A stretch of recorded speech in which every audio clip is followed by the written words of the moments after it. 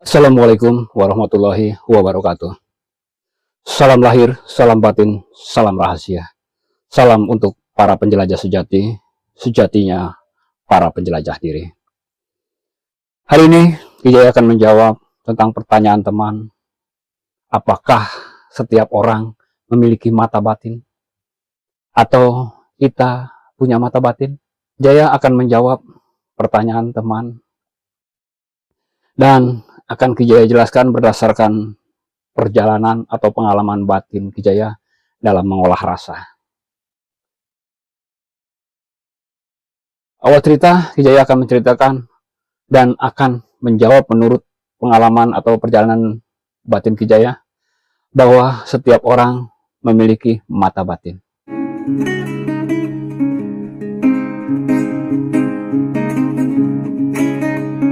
Dan setiap orang sesungguhnya bisa melihat alam sebelah. Kenapa Kijaya bisa menyimpulkan jawaban ini? Karena yang Aki lihat, dan Aki bisa ambil contoh buat para penjelajah sejati, anggap kita baru lahir. Kita baru usia setengah tahun, atau 1 tahun, atau masih bayi lah.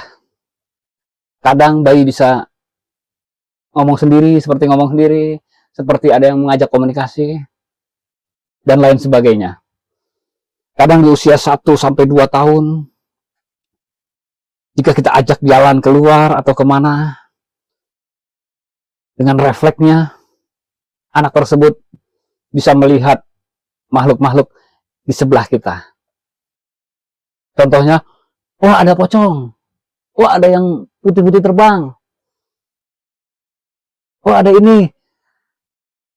Kadang kalau kita menyadari, kalau para penjelajah sejati menyadari, pasti ada anak-anak kita yang seperti itu, yang bisa melihat ini, bisa melihat itu. Dan ada juga yang bisa memiliki kelebihan tersebut sampai dewasa hingga tua. Makanya ada yang dibilang sayuni, laduni, indigo, itulah kelebihan-kelebihan yang dimiliki sejak lahir dan mungkin diolahnya sampai dewasa dan usia tua. Lalu, apakah mata batin kita bisa tertutup atau ada yang nutup? Kadang menjadi pertanyaan bagi para penjelajah sejati. Kok dulu waktu gua kecil bisa ya lihat ini, lihat itu? Kok sekarang gua udah dewasa, udah agak tuaan, kok jadi nggak bisa? Terus kadang masih bisa lihat selintas gitu. Kayak bayangan putih sekelibat, dan ini sekelibat.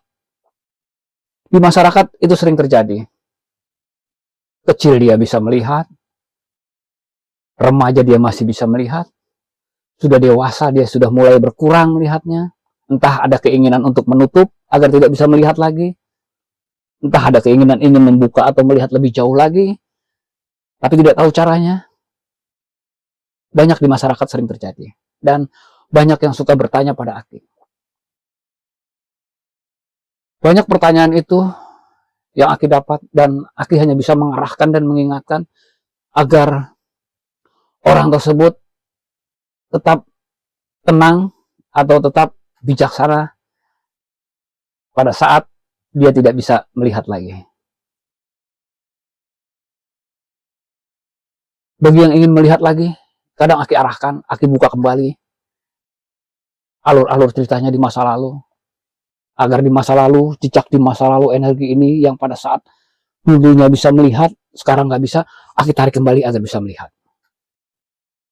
Tentunya Aki arahkan atau Aki ingatkan, ibadahnya ditingkatkan, pikiran dan hatinya dijernihkan. Karena sesungguhnya mata batin kita harus bersih, raga kita harus bersih. Seperti kaca, bila kaca di depan kita tidak pernah dielap atau tidak pernah dibersihkan, maka debu-debu yang setiap harinya menempel akan menutupi kaca tersebut, sehingga menutupi pandangan kita untuk ke depan. Tapi apabila kaca itu selalu kita bersihkan, kita rawat, kita jaga, maka kita bisa menembus alam sebelah dengan terang atau jelas sejelas-jelasnya.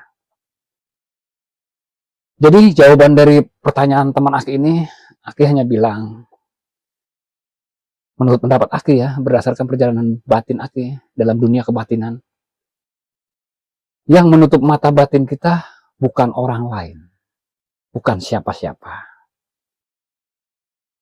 Yang menutup mata batin kita adalah perbuatan kita.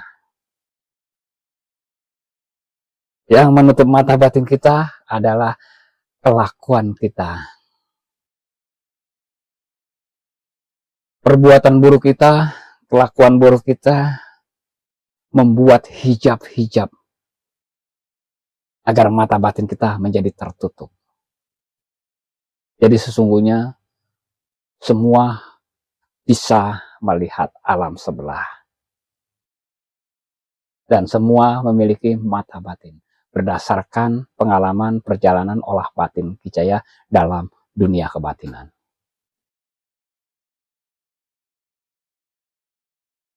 Kunci utamanya, jaga dan rawat ibadah kita, agar raga kita tetap bersih seperti kaca yang tadi Aki jelaskan.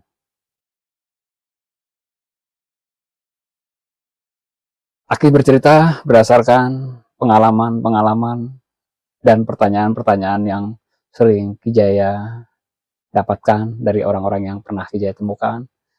Dan orang-orang tersebut kebanyakan yang dulunya mata batinnya terbuka, yang sekarang tertutup, yang dulunya sering kesurupan, dan dia suka melihat sekelibat-sekelibat.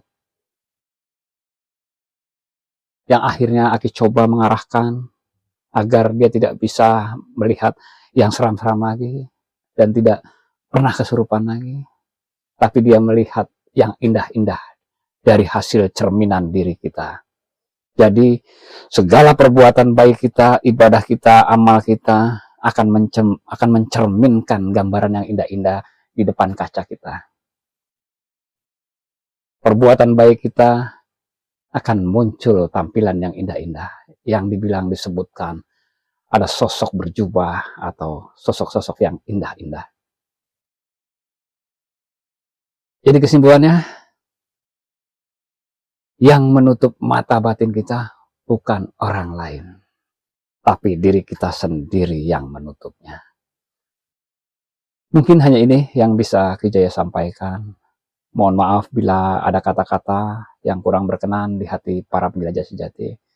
Tapi itulah, dulu anak Aki juga waktu kecil, kalau diajak ke tempat ini, selalu melihat yang di sana, sampai Aki juga bingung.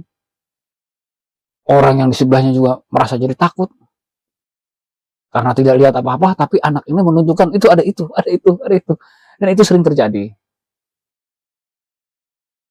Sampai sekarang masih bisa, tapi dia takut. Karena apa? Ada orang yang berani dan ingin terus membuka sampai ke level atau tingkatan yang lebih tinggi. Bukan alam sebelah aja, tapi ada alam lain, dan alam lain yang di bawah. Bagaimana kita bisa masuk ke alam-alam yang lainnya? Ya, kita tingkatkan ibadah kita jaga ibadah kita.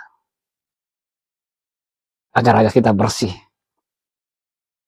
Seperti kita melihat kaca di depan dan bisa nembus ke alam sebelah. Mungkin hanya itu yang bisa Ki Jaya sampaikan. Mohon maaf bila ada salah-salah kata. Billahi taufiq wal hidayah. Wassalamualaikum warahmatullahi wabarakatuh.